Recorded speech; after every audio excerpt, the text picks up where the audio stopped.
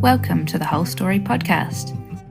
This podcast series is focused on inspiring sustainability in agriculture, using the framework of the United Nations Sustainable Development Goals, also known as the SDGs. Each week, our guests are invited to share their story, highlight a particular one of the 17 goals, and leave us with some practical tips for sustainability on farms. I'm Becks Smith, founder of The Whole Story, a B Corp certified social enterprise inspiring, facilitating, and articulating holistic sustainability in agriculture.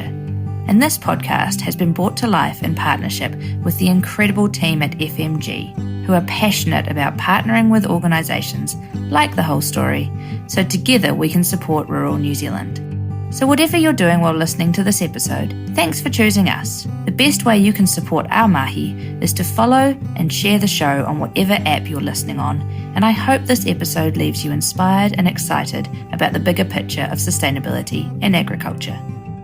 Today on the Whole Story podcast, I sit down with Kane Brisco, dairy farmer from the Naki, founder of FarmFit, fellow podcaster, and hot off the press since the recording of this episode, Kane is now a published author with his book, Tools for the Top Paddock, available online and in bookstores nationwide. Kane and I have a good, honest Kiwi yarn. Warning, there's some hard truths in here, but there's also a heap of practicality to our conversation. This episode is based around United Nations Sustainable Development Goal 3, Good Health and Wellbeing, and this is as grassroots as it gets. Real farmers talking about the tough stuff, whether it be politics, mental health, or taking a bit more personal responsibility for looking after ourselves and those around us. So welcome along, everyone. Today we are talking with Kane Brisco. He's the founder of FarmFit, and he's going to be speaking to us today about the importance of good health and wellbeing for farmers' sustainability. Welcome along, Kane. G'day, Becks. Lovely to be here. Thank you very much for having me on. Yeah, no worries at all. So let's kick right into it. Can you tell us a bit about the story of Kane Brisco? It's a long story, but I grew up actually in town, but I was lucky enough. I had two older brothers and an uncle that was a dairy farmer, and we spent a lot of time out on the dairy farm there, and I guess that's where the passion started. For as long as I can remember, I always wanted to be a farmer, and left school and actually started out dry stock farming. Spent 5 years running a dry stock farm after leaving school, learning all the tools of the trade, and did my OE. Came back and decided dairy farming was a better pathway, I guess, to where I wanted to go. And I've been dairy farming now, I think, for 13 or 14 years. I've had a pretty quick progression through the ladder. Learned a lot of lessons the hard way when you do that. Yeah, that's more or less the story of work life, I guess.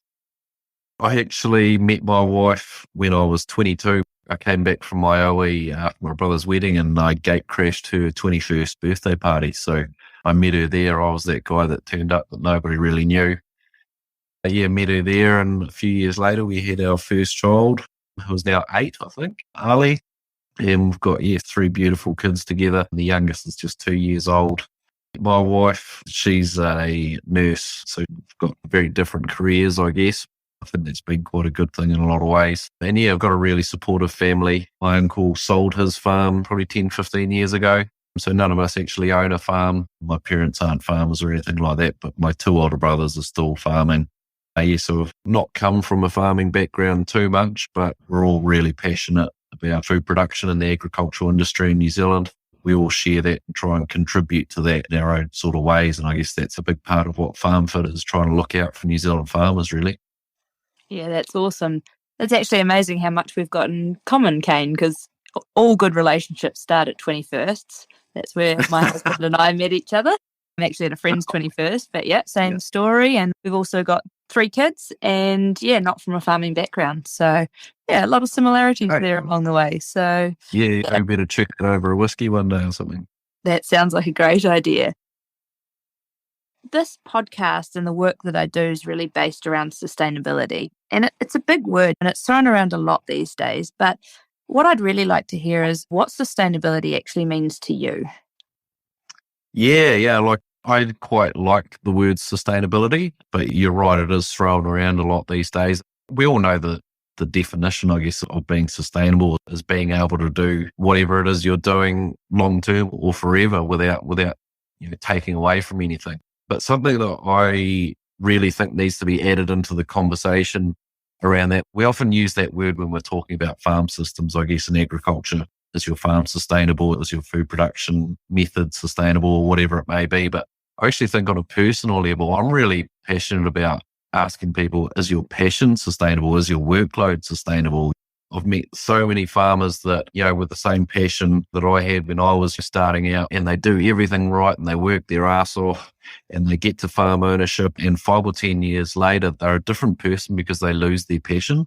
How they did it wasn't quite sustainable. They burn out. They become that farmer that isn't passionate about farming anymore and is just doing it because that's all they know. I really like to add those sort of personal aspect into that sustainability question. And that's what it means to me. It's not just about what you're focusing on, but it's what you're doing. Is that sustainable for you for the rest of your life? And I think that ties in quite well with health and fitness as well. We've got to be able to sustain how we're living and how we're working and our relationships and that sort of thing. That's what sustainability means to me, is actually looking at yourself as well.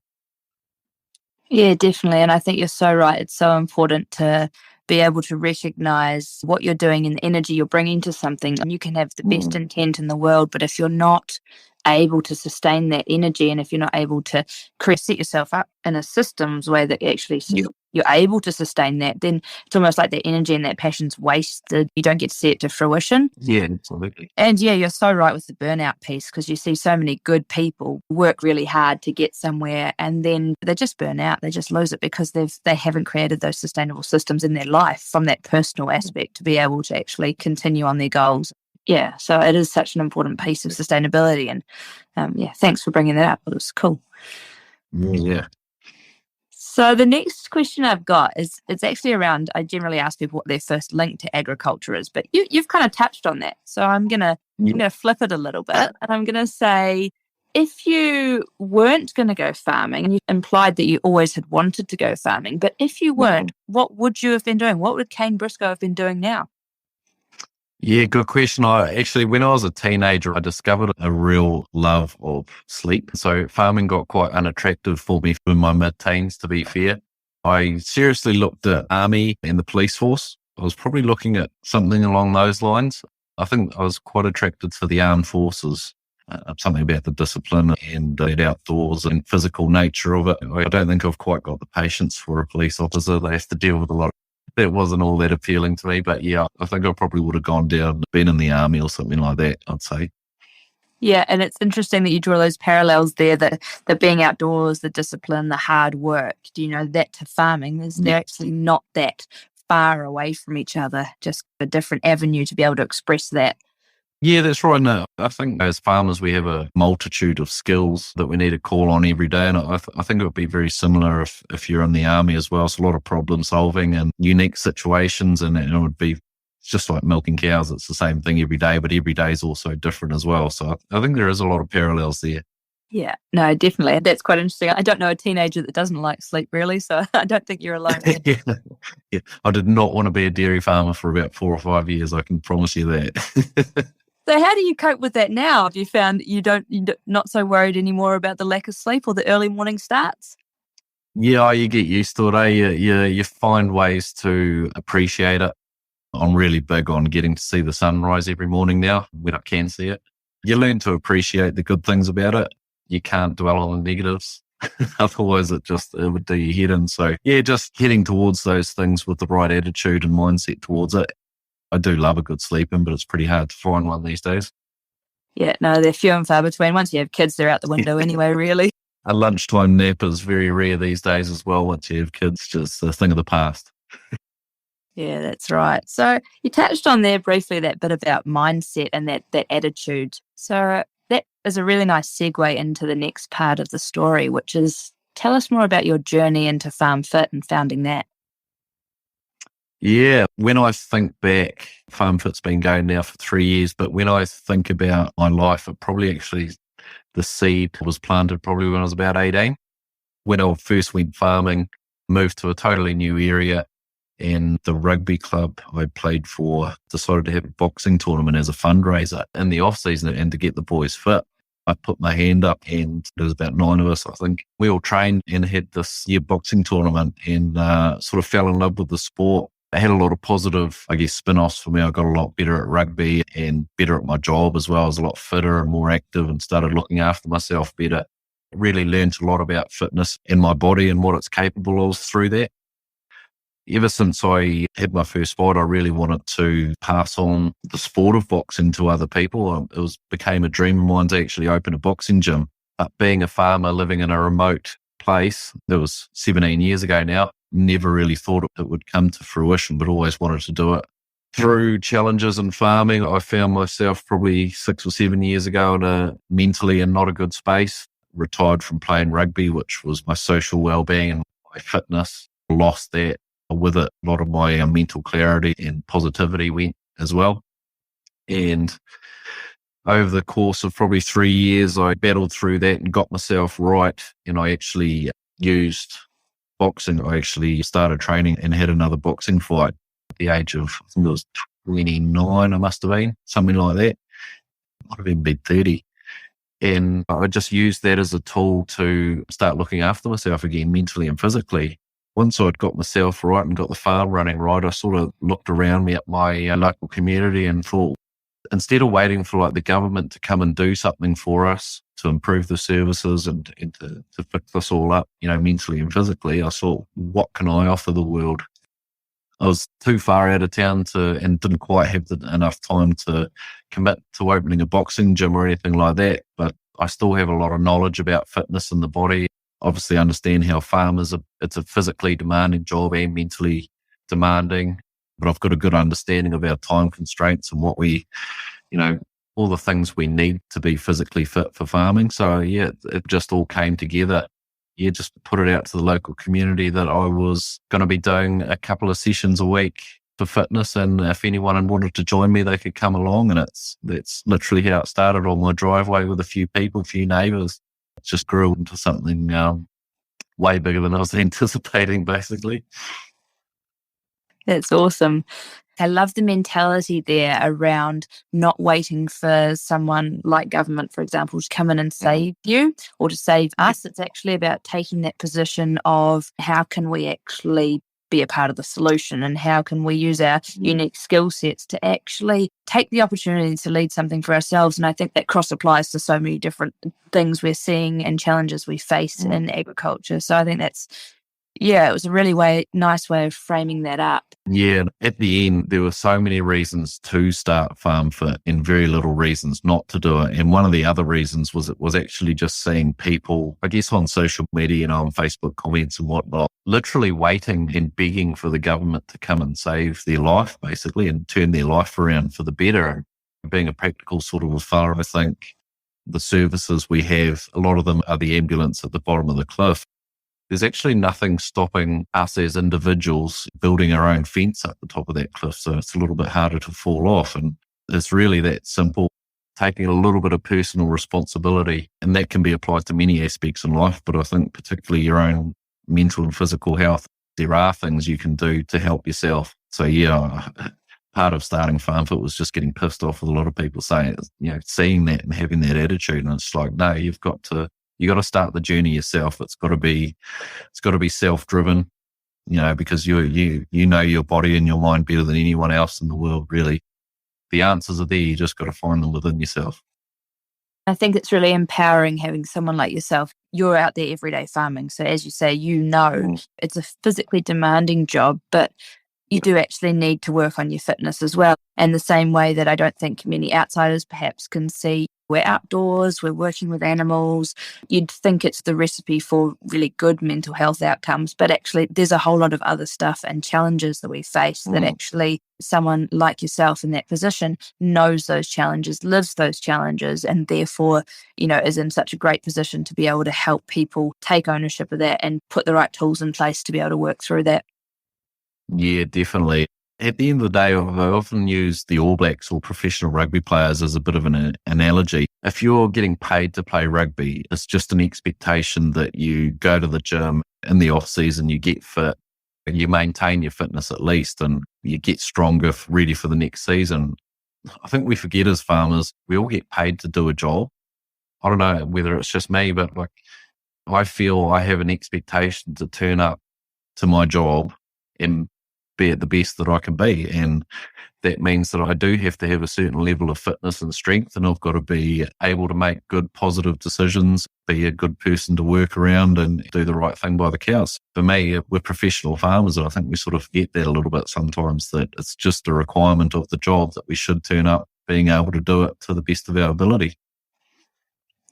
Yeah, 100%. That's a really nice segue into talking about the work that I do with the whole story. Many of the listeners know, and if you've listened to some of the other episodes, you'll understand that my work and the Whole Story podcast series is based around the framework of the United Nations Sustainable Development Goals. This episode is particularly focused on goal number 3, which is around good health and well-being. And so I thought we could just spend a little time diving into the targets underneath that. Now, in good health and well-being, there's some pretty lofty targets and really important targets from a global health perspective. But there's one in particular that I think the work that you do, Kane, is really important to, and that's target 3.4. That's talking about by 2030 reducing 1/3 of premature mortality, so people dying before their time from non-communicable diseases, so diseases that aren't infectious or spread between others, through prevention and treatment, and promote mental health and well-being. And I think that's just so pivotal to what you're doing, is that promotion of a healthy mental state and well-being of farmers. I'd love to know your thoughts on that.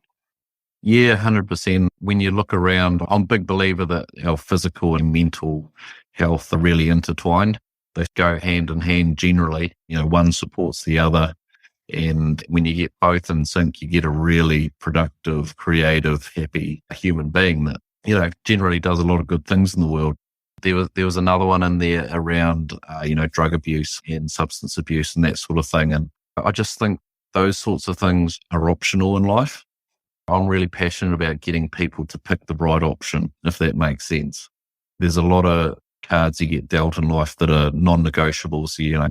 They land in your hands, you get dealt them and you've got to deal with them. But a lot of these things, heart disease, stroke, osteoporosis, the list goes on, diabetes, a lot of these can be managed and prevented with that bit of personal responsibility and good option taking. So I'm hugely passionate around changing people's mindsets or attitudes or even enthusiasm, I guess, towards looking after yourself, because you only get one go at it and no one really thinks about their health until they're sick. Once it gets to that point, it's too bloody late. So I'm hugely supportive of that. If you look after yourself physically, it's so much easier to be healthy upstairs as well. It's those physical daily habits that you have, how you treat your body physically, what you put in it, what you do with it, really is a big part of holding up your mental health. So I'm totally all for that. Yeah, definitely. And I guess it's just such an important part, especially, we talk about the challenges we face in the rural sector with mental health, and, really resonates with me, you just being that fence at the top of the cliff where actually we're looking after ourselves before we get to that point, because sometimes you don't recognise you're there till it's too late and it's really hard to climb back up from that point. But if you put healthy habits in place at the start, then hopefully we're protecting ourselves and our peers even by role modelling what it looks like to actually, stop ourselves from actually going down that road. Yeah, definitely. I think when you're in a place in life where you're thriving, it's so much easier to be self-aware and recognize things. But once you, I guess, dip down to the survival mode, then it's really hard to be self-aware, and it's really hard to hang on to those good habits, because you're literally in survival mode, and it's, I see a lot of people in all industries, I guess, and through society that are just stuck in the survival mode where they just don't have the energy or the mental capacity to think about their own personal health or even their finances and things like that. They're literally just living one day at a time. And the more people we can get into thriving, that you become more self-aware, you have a lot more energy, a lot more creative energy, a lot more passion. There's just it's just so much easier to stay up there and you do just tend to do better things for yourself and make better decisions. And yeah, that self-awareness is absolutely key. Recognizing when things aren't quite right early. Prevention is always better than cure, as they say. You did right there. So just an interesting one to dive into that a bit deeper is that when you do come across people who are in that surviving mode, what's the first step to try and pull them out of that or to help them find their own path back to that thriving or to that self-awareness? Yeah, it's a really good question. I guess it depends on the circumstance a little bit, but you need to be able to support them in a way that they can't support themselves. Probably a little bit off topic from farming, but if you think about financial circumstances in New Zealand, there's a lot of people obviously really struggling, and you can look at a lot of those people and perhaps draw a link that maybe they don't look after themselves that well as well. It's a gross generalization, but I think it's probably fair from what I've seen just throughout my life. But people are so worried about paying tomorrow's bill or being able to fill up the car with gas or put food on the table for their kids tomorrow. They're so worried and consumed by that they don't actually have any other space in their life to worry about going for a walk in the morning or having a couple of glasses of water instead of a 6-pack of beer, because they're using that beer to try and forget about their worries. How do we support people so that they have that little bit of space in their mind or time in their life where they can focus on those good things? And I think that's just one aspect of how to explain it. I look at it, but yeah, it's finding what you can do to support them so that there's one less thing that's consuming their mind and their energy. Because when you were stressing about the bills or something like that, and farmers will be able to resonate with this, if you're in the middle of a drought and you've got no money and you've got to feed your animals and stuff, it's all consuming. It's all you think about 24 hours a day. And it sucks the energy out of you. The last thing that you really feel like doing is going and playing a game of social hockey or something or whatever, because you're too worried about your animals and too worried about how you're going to pay the feed bill tomorrow or the bank's breathing down your neck. It really starts consuming your life, that sort of thing. So I guess my advice is to try and understand that person's situation, what is consuming them and sucking out their energy, and finding a way to help support them with that, whether it's encouraging them to get in some professional help. It may be an accountant or something that or a financial advisor or a personal trainer that could come along and take the worry and the decision making out of their life because they just don't have the mental space for it. Yeah, I love that. Just the concept of being able to ease that burden a little bit to create that little bit of white space. Yeah, you just nailed it. It's so important to be able to create that space for people to go into that mindset. That's really useful. So I guess looking at the United Nations Sustainable Development Goals again, I'd love to know within those 17 goals, which one of those would align most personally to you and why? It may be good health and well-being, but it may actually be something different.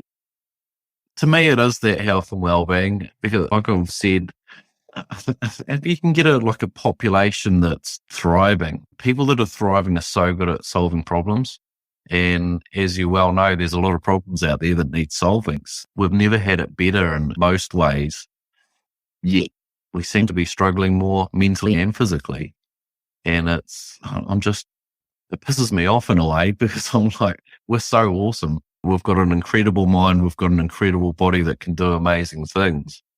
I just see a lot of almost wasted potential out there in the world. And it's a little bit sad, but I'm incredibly passionate about trying to get people to realize their potential in whatever way that may be. I think if you've got healthy people, you've got a healthy planet. And if you've got healthy, happy farmers, you've got healthy, happy cows, healthy, happy land, healthy, happy farms. So I think it all starts with us, really. We're the makers of our destiny. Great people could do great things. And that's my answer, really. I think it is the one that I'm drawn to the most. Yeah, and that definitely shines through in your value set and everything you're living and doing. So that makes total sense. And what I love is that it is so often talked about that we are facing some wicked problems in the world. And it's hard to be innovative and open-minded and solve these wicked problems or be solutions focused when you are in a space that's, like you say, not thriving, and when you're down in the dumps and when you're defensive and when you're just in survival mode. You actually don't have the mind space and the energy to be able to think about solutions and to innovate and take opportunities. And Yeah, 100%. Like just wasted potential with these beautiful brains that we have and these strong bodies that we're given. And we can solve pretty big problems if we are in the right frame of mind. So it is really crucial to actually be able to tackle all of these other challenges, is just to be in that good health and wellbeing space. I like that. At the end of the day, we're the most important cog in the wheel, whether you're talking about your own personal farm situation or family. On a global scale, environment's a hot topic. We're the biggest part in that. It's not cows, it's people. I get a little bit pissed off that farming gets all the blame around the environment, but it's a simple fact for the technology and understanding that we have of life and food. We've got too many people for what we do now. And it's pretty bloody simple, but no one wants to say it. But we just hope that, I guess, technology catches up and we learn and get better at doing things that we're able to support ourselves. But yeah, we're the most important cog in the whole system here. Yeah, and you hear people talk about it more and more these days. The planet will actually be fine without us once it gets rid of us. It'll actually sort itself out just fine. And the cows will probably still be around to enjoy that too, but we may not be, So as you say, we're a pretty big important part of saving our own existence. We've stuffed things up more than anything else is, that's for sure. Yeah, so we've got a bit of work to do, but hey, if we get the right headspace to do it, I reckon we can solve some pretty big problems. We don't have many options. We either do them, we don't, we're dead. So someone's got to figure it out. So we're probably climbing pretty heavily into the next question, which was about, what do you see as the biggest challenge to New Zealand's agricultural sector, specifically regarding sustainability? And how would you flip this script and turn that into an opportunity? Because you've got a pretty good headspace to tackle that. Yeah, it's a big question, and it is a question that's getting asked a lot, is where is agriculture going in New Zealand? Personally, I think in the next 10 years, there'll be some really big shifts in I think particularly dairy farming, but sheep and beef as well, about how we actually go about farming our land and our animals. And the challenge is that going to be done willingly by farmers, or is that going to be forced upon us? To be honest, I think that's a really big challenge for us as a country, is where are we going to draw the line, I guess, in regulation and rules and farmer-led action. Most New Zealand farmers can be pretty stubborn and headstrong, and they don't like being told what to do. So I think that's a huge challenge to what the balance is going to be there between farmers and government. That relationship's really important. I think it'd be fair to say it's being tested pretty rigorously at the moment, and I think that's going to get worse as time goes on. So how we adapt, I don't think it's a matter of are we going to change? I think we have to change. It's the challenge for me I see, is that going to be are we going to be allowed to do that farmer-led, or is it going to be forced upon us? And is there going to be a lot of friction between, as we're seeing actually this week, the Dutch farmers are having a nice little protest over there because they're being forced to do a lot of things they don't want to do. I think that's going to be a really interesting time over the next 3 to 5 years. And I think in 10 years, we'll start seeing some really big changes around how we're actually farming. So I know it's a tough one because the whole it's really hard to pick what's happening in the world, to be honest. There's a consumer demand that's not matched with the reality of food production as well. I guess everyone wants to clean and green and sustainable and environmentally friendly, and that looks a little bit different to everyone. But at the same time, we've actually got to produce way more food than we're producing right now because there's a lot of people going hungry. So it's finding a solution to that keeps everyone happy. And yeah, that balance between being forced into something you're not already doing, not if it's a different route to what you think is right, is incredibly difficult obstacle for individuals to overcome. So that's sort of what I see is going to be a big problem, I think, over the next 5 to 10 years.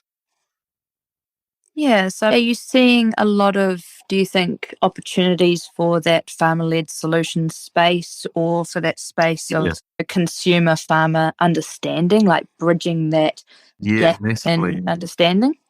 Yeah, and I'm actually a really big fan of what a lot of the sheep and beef farmers have done in marketing themselves. A lot of them probably didn't have a lot of choice, and no doubt it was incredibly hard, but there's probably a lot of them sitting back now in a really good space. They've got a direct access to a great consumer and a great relationship with them, and and a great relationship with the people that buy their products. Talking a lot about wool and meat, obviously. Like in Taranaki, we have Green Meadows beef, I think it is. They're direct from farm to consumer, great meat product, and they've got a great brand, a great relationship with their customers around the place. And there's many stories of that around New Zealand. So I'm a big fan of that. I think there's definitely opportunities in creating your own brand as a farming business and having a relationship that's direct to the customer. I think there's an absolute heap of opportunity in that. And I think we're only just scratching the surface there, really.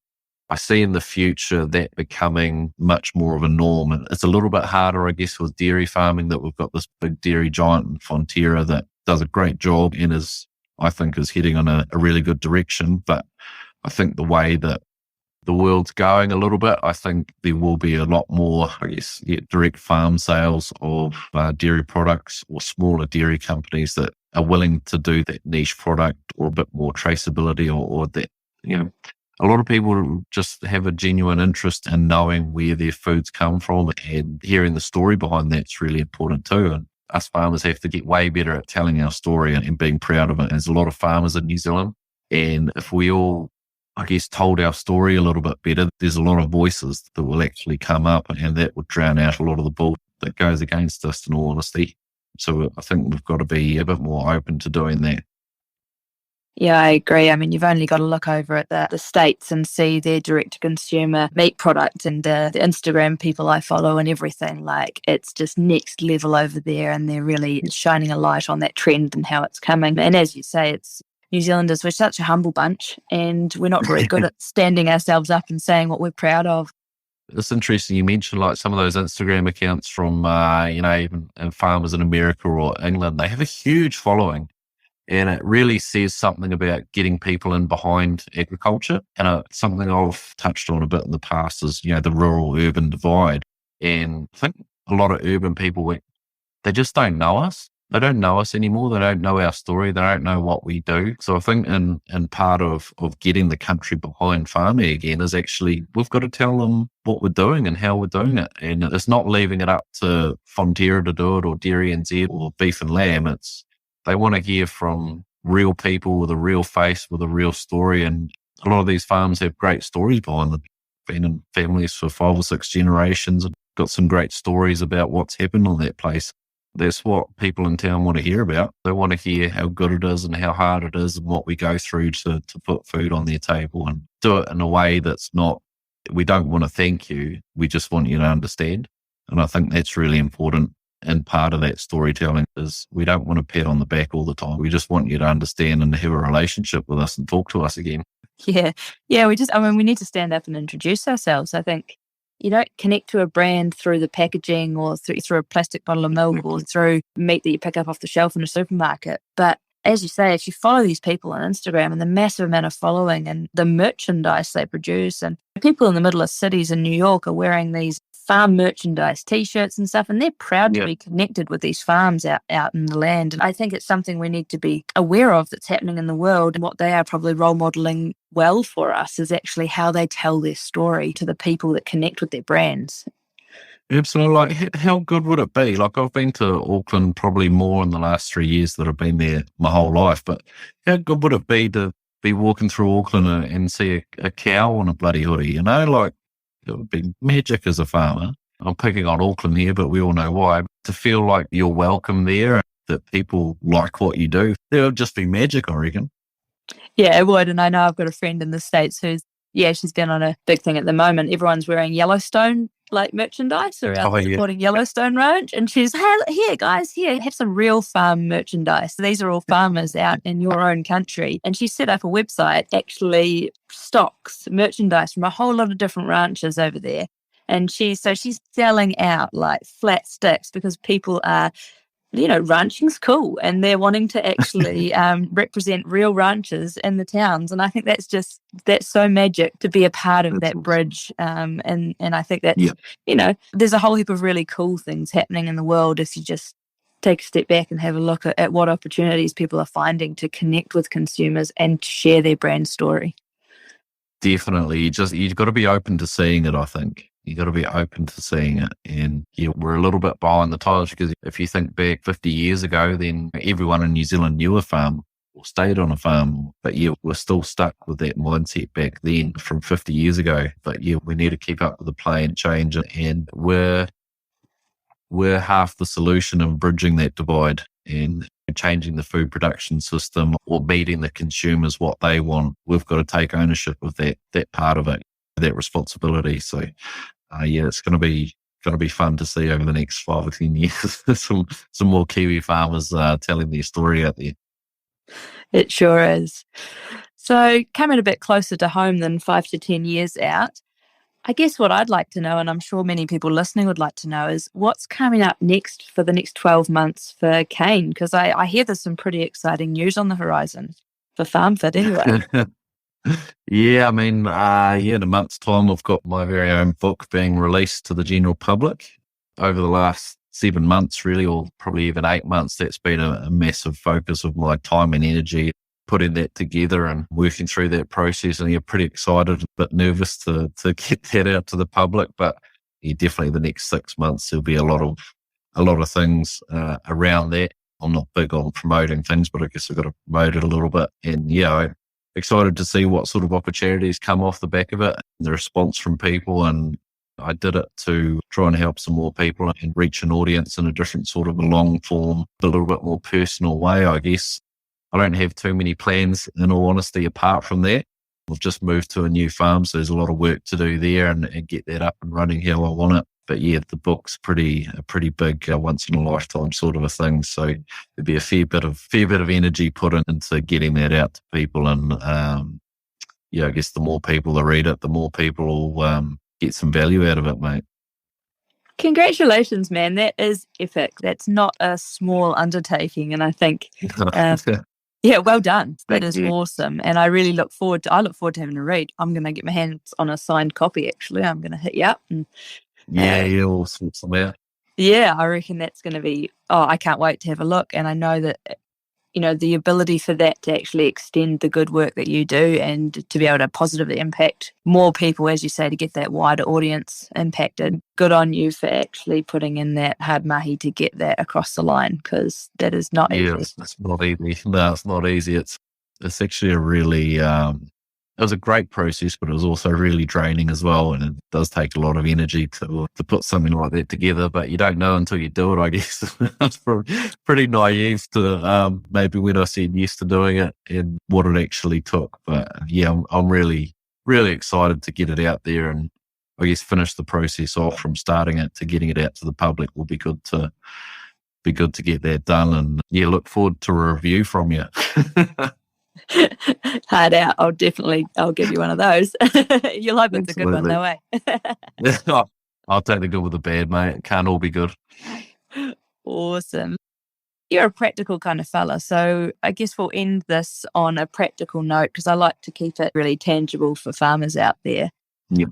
What's one practical take-home action that you reckon farming businesses can take to contribute to sustainability? When it comes to there's farming and there's business and there's people, and they're all, I guess in a triangle, so to speak. What I'm a little bit concerned about is people have gone too much away from farming and people towards business and making their business sustainable, which is hugely important. Don't get me wrong. We need that. You need to be profitable. You need to be able to weather the storms of the prices that we get thrown at us. But we've also got to remember not to go too far and forget about the farming and the people, because without that, you don't have a business.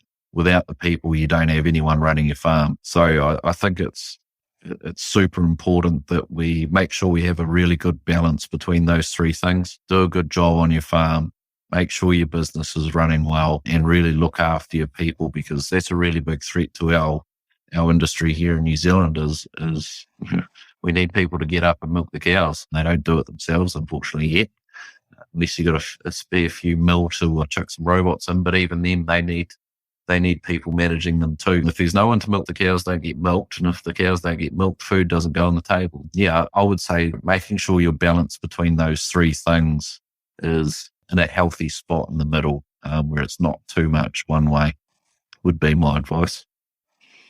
I love that. I love that people are at the core of it, aren't they? It's really, look after your people, because without people, what are we doing? Not much.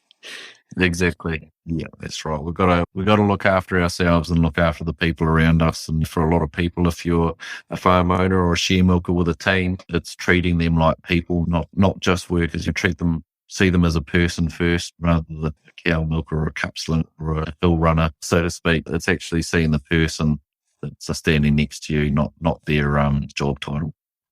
Yeah, I think that's just so important.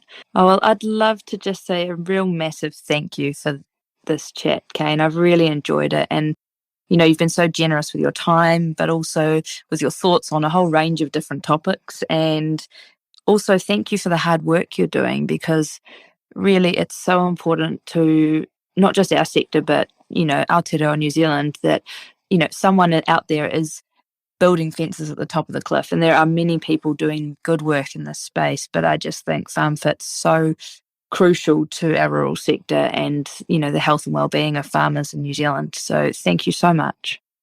No, thank you very much, Becks. It's very kind words. And at the end of the day, we've all got, I guess, once we've looked after ourselves, we sort of ask the question, what can we do for those around us? And, I've got FarmFit, obviously, but, you doing this podcast to put out to others, extracting value from other people to help others is exactly the same in my boat. So thank you for doing what you do as well. Thanks for listening to this episode of the Whole Story podcast. We really hope you enjoyed it and are feeling inspired and optimistic about putting sustainability into practice on farm. I have one last request for you before you go. Make sure, whatever platform you're listening to us on, that you hit follow and share the show or episodes with your friends, so that together we can grow our community and inspire sustainability in agriculture in Aotearoa, New Zealand.